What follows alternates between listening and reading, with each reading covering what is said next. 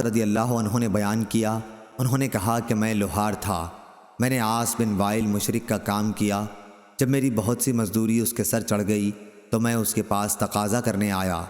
وہ کہنے لگا کہ خدا کی قسم میں تمہاری مزدوری اس وقت تک نہیں دوں گا جب تک محمد صلی اللہ علیہ وسلم سے نہ پھر جاؤ۔